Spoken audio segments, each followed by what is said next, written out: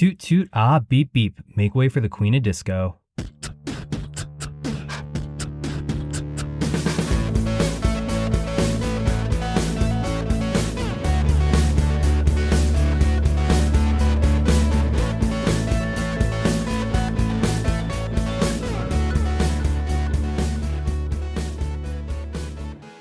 Hello, my LGBTQs, and welcome back to another episode of A Jaded Gay.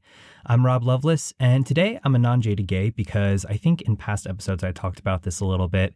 I've been changing up my workout routine, so I'm not going to the gym every day. I'm doing some fitness classes instead. They're a little bit more fun and engaging, but really kind of going into this new year, I've been trying to be a little kinder to my body, so I've just been changing up when my workouts are, and I'm working on giving my body some time to rest. So instead of getting up at the ass crack of dawn every morning, I'm letting myself sleep in like 2 days during the week, and then instead of working out 6 days a week, I'm working out 5 just to give myself some downtime. And I don't know if it's because I've been getting older or what, but I've really just kind of been feeling the effects of working out, for 6 days a week, going to the gym, spending that much time there.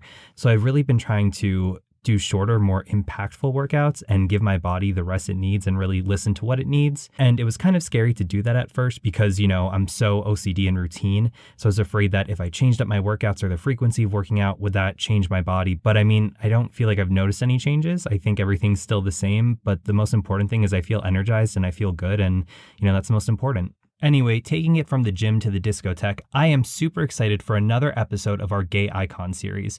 I love me some disco, and early in the pandemic, Spotify was just serving me up disco song after disco song. They knew who they were marketing to, and I loved it. Also, a while back, we had the episode on the queer history of disco, and in that episode, I touched upon Donna Summer. Now, even before I really got into disco, thank you, Spotify, I obviously knew who Donna Summer was. Like, as a kid, I was familiar with her name. Everybody knows Hot Stuff and Last Dance. But it wasn't until I really got into disco that I realized how much of a staple she was in the 70s with her music. And once you get to know more about her, you'll understand why she's referred to as the Queen of Disco. So we're going to be discussing her life and career and some controversy. But before we do, you know the drill, tarot time.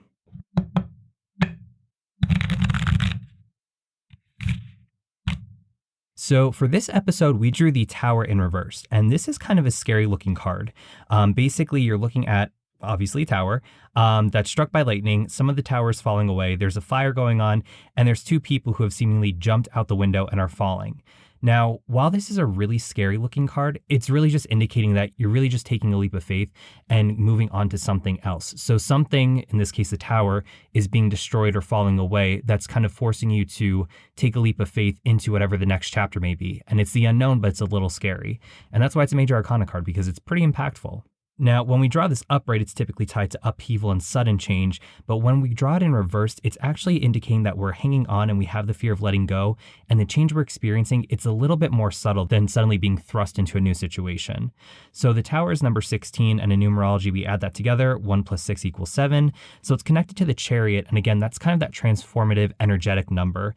And when we talked about the chariot at the beginning of the new year, we were talking about how that card kind of indicates the beginning steps of a journey. So the chariot's not rushing forward or sprinting forward into momentum. It's preparing and taking the beginning steps of a new journey, which really you can see ties into the tower. Now, when we draw this in reverse, it's indicating that we might be making attempts to avoid what's happening. So any changes, instead of kind of going along with it, we might be working too hard to hold on to what we had instead of letting whatever foundations that are no longer serving us fall away as we move on to something new. But the tower, it's really pretty reassuring. It's letting us know that we're safe to accept what's happening, even if it feels uncomfortable in the moment. Because in the end, we need to trust our intuition and know that whatever's happening, we need to trust the timing and the momentum of that, and that we are moving forward into something uncertain, but ultimately that will be beneficial for us. And also the tower is really usually tied to kind of sudden change outside of your control. So it might be things around you, whereas the tower in reverse might be more tied to internal turmoil or situations that we might have more control over that are now falling away from us. And this could be anything. It could be an old belief system, old relationships, whatever. But we can't be afraid of letting those go. We really need to kind of take that time to be intuitive, see what's serving us, what feels right, what feels uncomfortable, and allowing necessary structures to fall apart to yield something better on the horizon for us. Because ultimately, at the end of the day, when something falls apart, it makes room for future growth and transformation.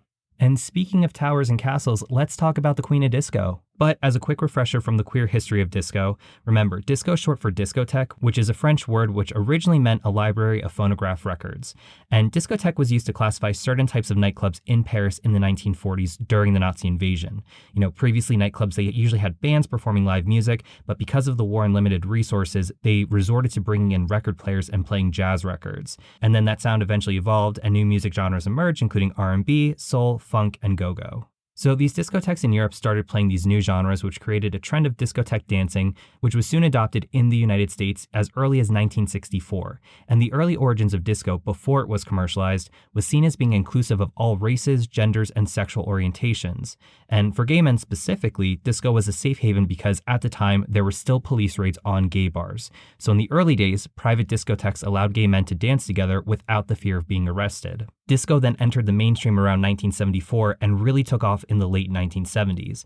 And the disco movement wasn't only inclusive to clubgoers. Here's a quick quote from a 2018 BBC article. Disco enabled female, gay, black, and Latin artists to define their identities in increasingly fluid ways. Even kitsch hits could prove subversive. The Village People brought macho gay imagery to primetime entertainment. Disco also fueled the global collaborations that we now take for granted in modern music, whether it was the epic Euro disco of Donna Summer and Giorgio Moroder, I Feel Love 1977, or British Indian producer Biddu. And that being said, cue the queen of disco. So, LaDonna Adrienne Gaines was born on December 31st, 1948 in Boston, Massachusetts, and she was the third of 7 children. And I'm just going to refer to her as Donna since that's what she's better known as. Her father was a butcher and her mother was a school teacher. And when she was 10 years old, a vocalist at her church didn't show up, so Donna stepped up and this was her first time performing.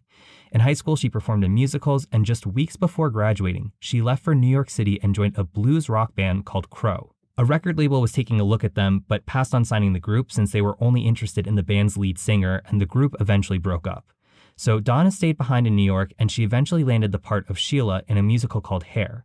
Now, the production of the show was in Munich in Germany, and she moved there in August 1968, so just shy of 20. And she actually became fluent in German and participated in German musicals.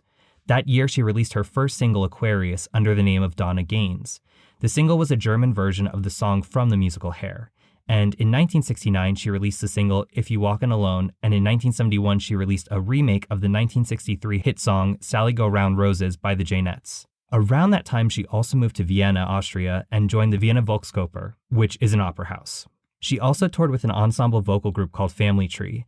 And in 1973, Donna married Austrian actor Helmut Sommer in 1973 and gave birth to their daughter Natalie Pia Melanie Mimi Sommer. And though they later divorced in 1976, she kept the last name Sommer. And it's important to note the name Sommer is spelled S-O-M-M-E-R. Anyway, moving into 1974, which again, this aligns when disco began going mainstream, Donna was a model part-time and backing singer in Munich when she met legendary producer Giorgio Moroder and Pete Bellotte. And this is when the Could It Be Magic begins. And yes, that is a song reference, we'll get to it. So the trio formed a working partnership, which continued on throughout her career, and they developed her demo tape, which then turned into a record deal with the European distributed label Groovy Records, perfect for the 70s. And in 1974, she released her debut album, Lady of the Night, and there was an error on the record cover. They spelled her last name Summer, S-U-M-M-E-R, instead of S-O-M-M-E-R, and wouldn't you know it, the name stuck. So that's how she got the name Donna Summer. Now, this album was only released in the Netherlands and spawned minor hit singles The Hostage and Lady of the Night. She and Moroder continued to work together, and in 1975, they were working on writing a song together for another artist. Donna recorded the vocals for the demo version, but when Moroder heard it, he thought her version should be released instead of giving it to another artist, and thank goodness he did. This time, though, they were aiming for a release in the United States, and it was sent to Henry Bogart, the president of Casablanca Records at the time. Bogart played it at one of his industry parties, and it was so popular with the crowd that they kept demanding it to be replayed. So Bogart requested Moroder to work with Donna on a longer version of the song that could be played at discotheques. They complied, and in November 1975, Donna released a nearly 17-minute version of that song, which is a little-known single you might have heard of called Love to Love You Baby. And in early 1976, the song went number 2 on the Billboard Hot 100 and number 1 on the US dance charts. And the song caused some controversy due to the moaning and groaning on the track. In fact, the BBC supposedly banned the song, and its censor counted 23 orgasms during the song. So good for you, Donna. Anyway, its album, also titled Love to Love You Baby, charted at number 11. Casablanca quickly worked on getting a follow-up album out given the success, and on March 5th, 1976, she released the album A Love Trilogy. It spawned 2 singles, Could It Be Magic and Try Me, I Know We Can Make It. They didn't break the top 40 on the Billboard Hot 100, but they did chart at number 3 and number 1 on the US dance charts respectively. Also in 1976, she released another album titled Four Seasons of Love, and its singles Spring Affair and Winter Melody also went to number 1 on the US dance charts.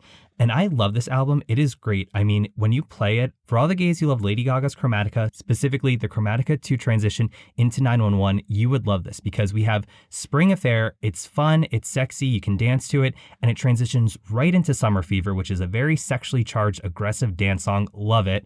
And then while it wasn't a single, Autumn Changes was a bop. So definitely check it out. And then in 1977, she released 2 more albums, I Remember Yesterday and Once Upon a Time. And with these albums coming out the same year, some of their singles overlapped in terms of their release date. So chronologically, we have Can't We Just Sit Down and Talk It Over, I Feel Love, which we'll discuss further in a minute, I Remember Yesterday, and Love Is Unkind. And that's all from I Remember Yesterday. Then from Once Upon a Time, we have I Love You, Fairy Tale High, Once Upon a Time, and Rumor Has It. And then back to I Remember Yesterday, a final single titled Back in Love was released. So that's 9 singles total, and all 9 of them went to number 1 on the US dance charts. And I Feel Love also peaked at number 6 on the Billboard Hot 100. And going back to our pop icons and their gay emotional appeal episode, I Feel Love is a great example of a more sexually liberated song with futuristic sounds, so really combining that sexually charged appeal and a sense of escapism in the music. Then in 1977, she also released the song Down Deep Inside, which was the theme for an adventure film called The Deep. That year, she also embarked on the Once Upon a Time tour, which was her first solo tour. And in 1978, she starred in the musical disco comedy film Thank God It's Friday. Now, this movie tells several intertwining stories of the patrons of a fictional disco club in LA. In it, Donna plays Nicole Sims, who is an aspiring disco singer, and she keeps trying to get the club's DJ to play her music. Eventually, she's able to sneak up on stage and scores a huge triumph singing her song. Now, this movie received terrible reviews, but it was a win for Donna because that song her character Nicole gets to sing in it became a single, which you might have heard of. It's called Last Dance, an essential Donna Summer bop. It also went number 1 on the US dance charts and number 3 on the US Hot 100. Donna also won her first Grammy Award for Best Female R&B Vocal Performance for Last Dance. Also in 1978, she released her first live album called Live and More, which features the singles MacArthur Park and Heaven Knows. Both singles went number 1 on the US dance charts, and MacArthur Park also went number 1 on the Billboard Hot 100, which was her first topping single. Heaven Knows also peaked at number 4 on the Billboard Hot 100. And Live and More was her first album to go number 1 on the US charts, and she became the first female artist of the modern rock era to have the number 1 single on the Hot 100 and number 1 album on the Billboard 200 charts simultaneously. And then we get to 1979, toward the end of the disco era, but not without some major disco bops. On April 25th, 1979, Donna released the album Bad Girls, which is widely considered to be the greatest disco record of all time. Now, while disco music was still popular, other styles like punk and heavy metal were doing well on the charts. So she and her longtime partners, Giorgio Moroder and Pete Bellotte, decided to incorporate some rock into the album, and the result was universal acclaim from music critics. It spawned the singles Hot Stuff, Bad Girls, and Dim All the Lights. All 3 went number 1 on the dance charts, shocker, and Hot Stuff and Bad Girls also went number 1 on the Billboard Hot 100, and Dim All the Lights peaked at number 2 on that same chart. The album Bad Girls also went number 1, and for the week of June 16th, 1979, she once again had a number 1 single on the Hot 100 and the number 1 album on the Billboard 200 chart. And I actually have the Bad Girls album on vinyl, and I love this. I got it like 2 years ago, I think, from a local record store. It had been like a special edition reprint for Record Day, and it's amazing. I mean, this is another one where every song transitions into the next. It's like 80 minutes of continuous music, I believe. Literally, when Bad Girls comes on, I become a different person. Like toot toot beep beep, I start shaking my tits. I'm like Charlotte from Sex and the City when she's drunk at that fireman's ball in Long Island and dancing like crazy to the song. If you know, you know. It's just amazing. And I mean, while we're talking about transitions, the transition from Hot Stuff into Bad Girls, I mean, like chef's kiss. Amazing. Listen to it. Can't recommend it enough.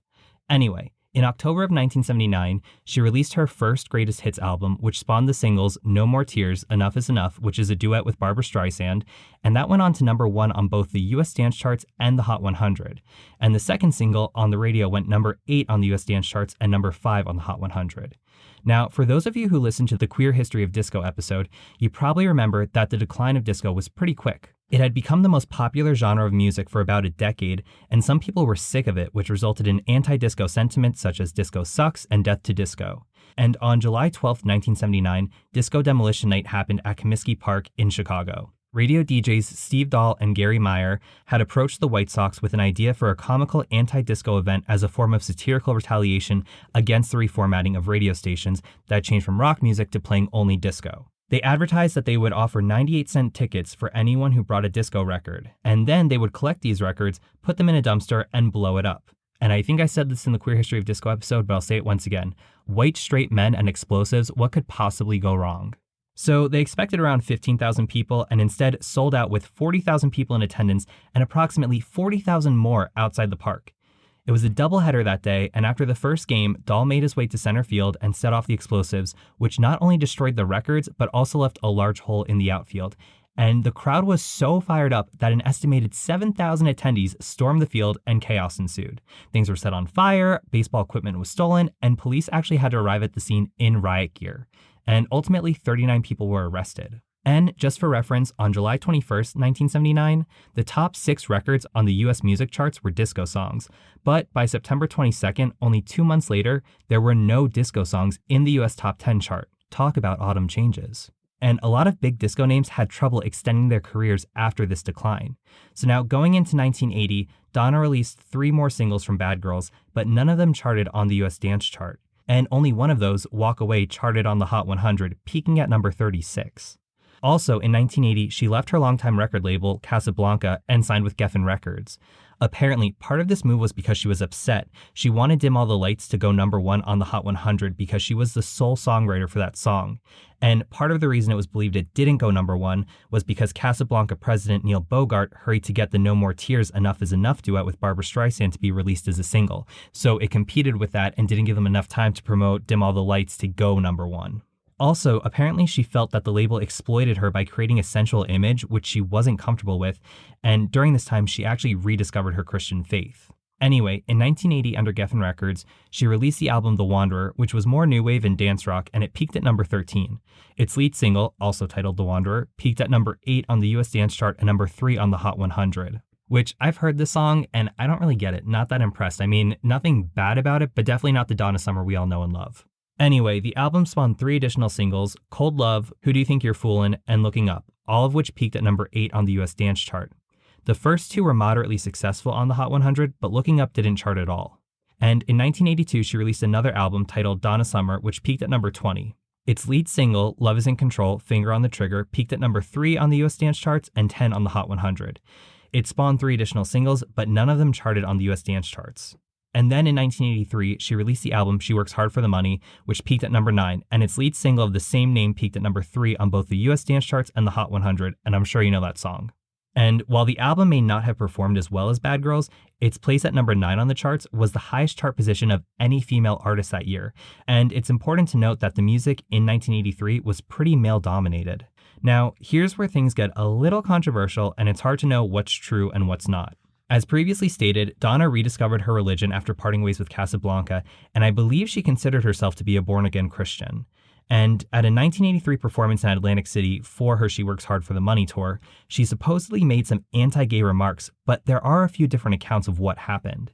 So, according to an Outsmart article, after the show, she was talking to some fans, and a man with AIDS asked her to pray for him because of her being a born-again Christian, and she said she'd be delighted to. However, someone then accused her of being hypocritical, and witnesses say that the heated situation deteriorated, with many outraged patrons shouting as they left the auditorium.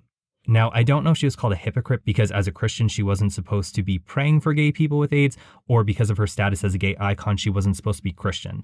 I don't really know, but she was called a hypocrite basically. Anyway, because of this deterioration in the conversation, some heated remarks then came out. And a few accounts claim that Donna said that AIDS appeared in the gay community because of its quote-unquote reckless lifestyle. More specifically, The Advocate claims that these were a couple quotes Donna supposedly said during the altercation. God created Adam and Eve, not Adam and Steve. And I've seen the evil homosexuality come out of you people. AIDS is a result of your sins. Now, don't get me wrong, God loves you, but not the way you are now.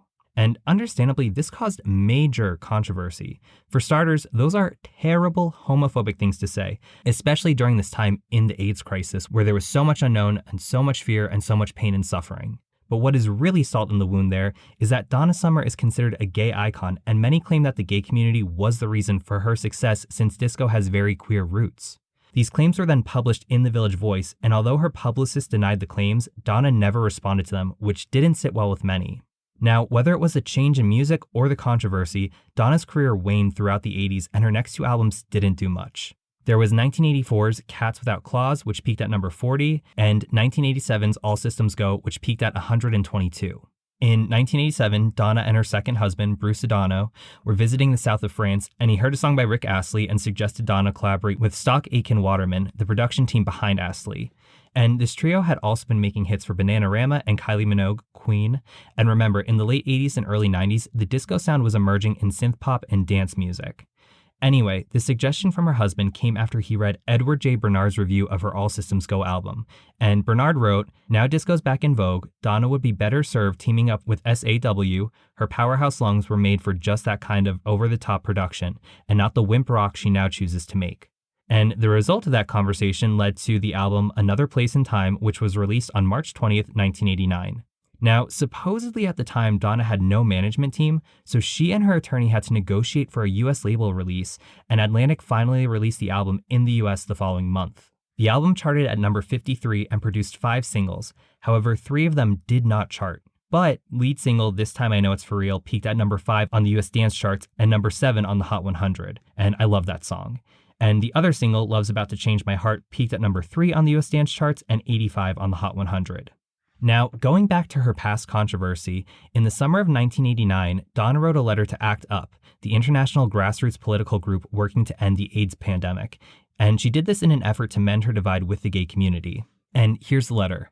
"Dear members of ACT UP, I am really sorry that my reply has taken so long, but this is not a matter that I take lightly, and because of my schedule, I was forced to wait until I was clear and not under pressure. First of all, let me say that these accusations are unjust and unfair. At first, I was unknowingly protected by those around me from the bad press and hate letters I was receiving regarding this matter. During that time, I was pregnant, twice in 18 months, was engulfed in a major lawsuit, and several of my family members passed away. My manager at the time felt my life and emotional health was at stake, so there was no response. Since then, however, I have made numerous replies and spoken openly to try and clear up this misunderstanding. I cannot force you to believe what I tell you, so if you choose to continue on with this fighting and arguing, that's up to you. I did not say God is punishing gays with AIDS. I did not sit with ill intentions in judgment over your lives. I haven't stopped talking to my friends who are gay, nor have I ever chosen my friends by their sexual preferences. We have too many good memories together to live in the state of unforgiveness. I never denied you or turned away, but in fact, you turned away from me. If I have caused you pain, forgive me. It was never my intention to reject you, but to extend myself in love. I know that some of you really need me now because you've written and told me so. Can't we just forgive each other for this past confusion? My motto in life is 1 Corinthians 13. If I speak in the tongue of men and of angels, but have not love, I am only a resounding gong or a clanging cymbal. If I have the gift of prophecy and can fathom all mysteries and all knowledge, and if I have a face that can move mountains, but have not love, I am nothing. If I give all I possess to the poor and surrender my body to the flames, but have not love, I gain nothing. Love is patient, love is kind, it does not envy, it does not boast, it is not proud. It is not rude, it is not self-seeking, it is not easily angered, it keeps no record of wrongs. Love does not delight in evil, but rejoices with the truth. It always protects, always trusts, always hopes, always perseveres. Love never fails, but where there are prophecies, they will cease. Where there are tongues, they will be stilled. Where there is knowledge, it will pass away. For we know in part and we prophesy in part, but when perfection comes, the imperfect disappears. When I was a child, I talked like a child, I thought like a child, I reasoned like a child. When I became a man, I put childish ways behind me. Now we see a poor reflection as in a mirror, then we shall see face to face. Now I know in part, then I shall know fully, even as I am fully known. And now these 3 remain, faith, hope, and love. But the greatest of these is love. I love you, Donna Summer. And I wasn't able to find much info about if that mended relationships or not because, again, the details around the controversy are kind of fuzzy.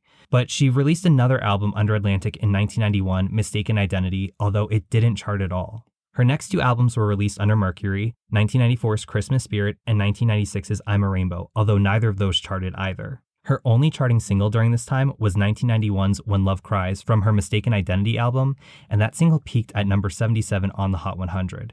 Now, interestingly enough, the album I'm a Rainbow was originally recorded in 1981, 15 years before its release.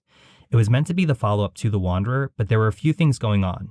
Donna had just given birth to her second child at that time, and she allowed the Geffen record label owner to hear the album early on when it was only in its early demo days. And when he heard it, he wasn't impressed and canceled the project and insisted that Donna part ways with Giorgio Moroder and Pete Bellotte. Throughout the 80s and early 90s, some of the songs intended for this album had been released on some movie soundtracks, but the album wasn't released until 1996 with no official promotion, and there were no singles or music videos, and it's kind of fuzzy as to how it was actually released. But shifting from music to TV, she made guest appearances as Aunt Una Urkel in 2 episodes of the sitcom Family Matters. And then for the remainder of the 90s and early 2000s, she released a few singles here and there. Most notably, there was 1994's Melody of Love, Wanna Be Loved from her Endless Summer Greatest Hits album, and that song hit number 1 on the US dance charts. There was 1999's I Will Go, Con Te Partiro from her Live and More Encore, the live album. This song is a bop, and it samples Andrea Bocelli's Con Te Partiro, and it went number 1 on the US dance charts and peaked at 79 on the Hot 100, and that would be her last appearance on the latter. Also from the live album was Love is the Healer, also number 1 on the US dance charts. And I was shook when I found this out. In 2000, she released the song The Power of One for Pokemon the Movie 2000, which peaked at number 2 on the US dance charts. And there was also 2005's I Got Your Love and 2006's Power of Love, which peaked at number 4 and number 43 on the US dance charts respectively. Then, on May 20th, 2008, at 59 years old, she released her last studio album titled Crayons. And this marked her first studio album in 14 years, since 1994's Christmas Spirit, and her first album of original material since 1991's Mistaken Identity. And the album peaked at number 17 and produced 4 singles: I'm a Fire, Stamp Your Feet, It's Only Love, and Fame the Game. It's Only Love did not chart, but the other 3 singles all went number 1 on the US dance charts. And in 2010, she released the single To Paris with Love, which also hit number 1 on the US dance charts. And then on May 17th, 2012, Donna Summer passed away at the age of 63 from lung cancer. Now, she was a non-smoker, and she claimed her cancer was a result of breathing in toxic fumes from the 9/11 attacks because her apartment was near Ground Zero. However, she had smoked earlier in her life, and as a performer, she was exposed to secondhand smoke from performing in nightclubs. And understandably, many celebrities reacted to her death, including Gloria Gaynor, Liza Minnelli, Dolly Parton, Janet Jackson, Barbra Streisand, Quincy Jones, Aretha Franklin, Beyonce, and even Barack Obama. On December 11th, 2012, Donna was posthumously announced to be one of the 2013 inductees to the Rock and Roll Hall of Fame and was inducted on April 18th, 2013. And in October 2013, a remix album titled Love to Love You Donna was released, and a remixed version of MacArthur Park went to number 1 on the US dance charts. And this was her first posthumous number 1 single and her 16th number 1 on the charts. And in 2018, Ralphie Rosario and Erykah Biza released a remix of Hot Stuff, which also went to number 1 on the US dance charts. And in 2020, Kygo also remixed Hot Stuff, but it didn't chart. So in a career spanning, let's say 35 years from 1973 to 2018, Donna Summer released 17 studio albums and 89 singles and holds the record for most consecutive double albums to hit number 1 on the Billboard charts. Billboard also listed her as the 14th greatest female soloist of all time. She was also the first female to have 4 number 1 singles in a 12-month period, and over her career, she won 5 Grammy Awards and 6 American Music Awards. And she is certainly a staple in pop culture, but it does suck about her controversy. You know, I'd always heard of her referred to as a gay icon, but I never heard about the homophobic comments until I started getting into her a couple years ago. And it's hard to tell what went down because it sounds like a he said, she said situation. You know, today we have phones and social media, so nothing goes unknown. But back then, you know, this sounds like a word of mouth situation. And it's really terrible if that's true. Now, I didn't grow up during the AIDS pandemic, but I can only imagine how hurtful it would be for gay men at that time to flock to this icon throughout the 70s, only to hear that she said something so homophobic and terrible in the midst of the pandemic. And given her born-again Christian status, I could see it being true. But around that time when those comments were made was when her career was in decline anyway.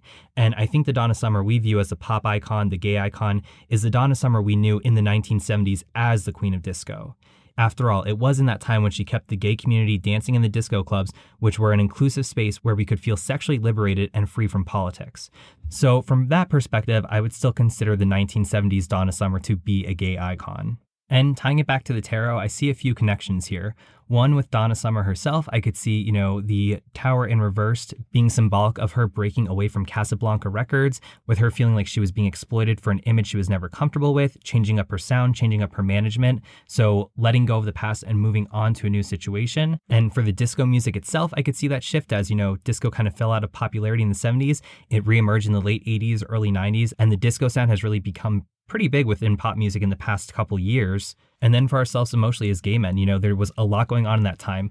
We had talked about it in the Queer History of Disco episode. The 70s was like a prime time for disco to come about because we talk about the sexual liberation on the dance floor, the freedom from politics. It was just a wonderful time where you could escape on the dance floor. And it was leading up to the AIDS pandemic. So there was no fear at that time. And then shifting from the late 70s into the early 80s, we see the change in disco music, the change in administrations and politics, the emergence of AIDS, which was a very fearful time for many people, and as well the shift in Donna Summer's career and potentially her homophobic remarks.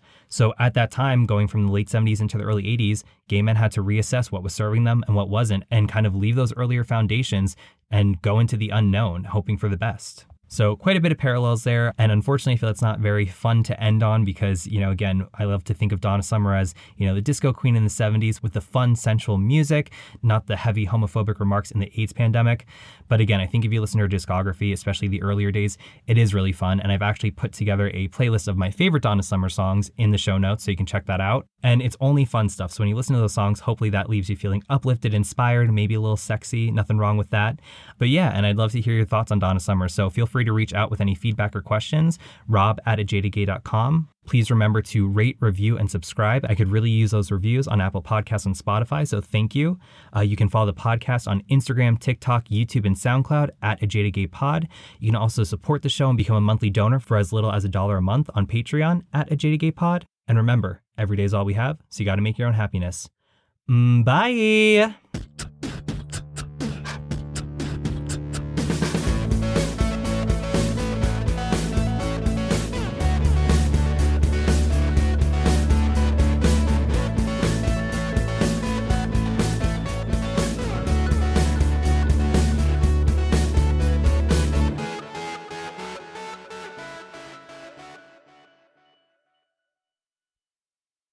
She works hard for the money, so hard for the money. She works hard for the money, so you better forgive my student loans. Seriously, give me a fucking break.